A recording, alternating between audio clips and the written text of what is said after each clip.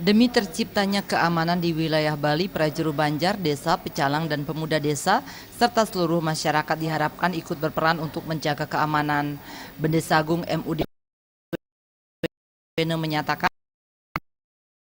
Swene menyatakan pihaknya sudah berkomitmen dengan aparat keamanan negara untuk mengantisipasi terjadinya ancaman bom.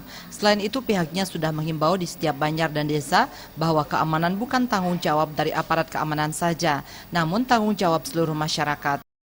Sebelum tahun baru kita sudah bersepakat dan ada komitmen bersama-sama dengan aparat keamanan negara, yaitu Bapak Kapolda, kita sudah bertemu dengan Pak Pangdam dan Pak Danrem juga, sudah bertemu bagaimana mengantisipasinya. Nah, kemudian juga kita di setiap banjar, setiap desa kita sudah memberitahu bahwa keamanan ini bukan tanggung jawab dari aparat keamanan negara saja, tapi tanggung jawab kita bersama, di mana kita saling bahu-membahu untuk memberikan informasi ataupun langkah-langkah dalam rangka menanggulangi dan mengantisipasi permasalahan ini.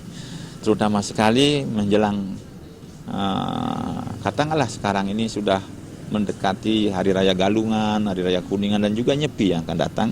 Kita justru meningkatkan keamanan di lingkungan masing-masing, khususnya di desa Pekraman, di banjar masing-masing.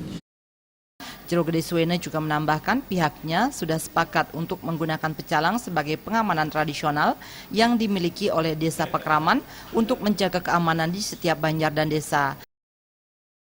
Agung Ria dan Trimaje, Bali TV.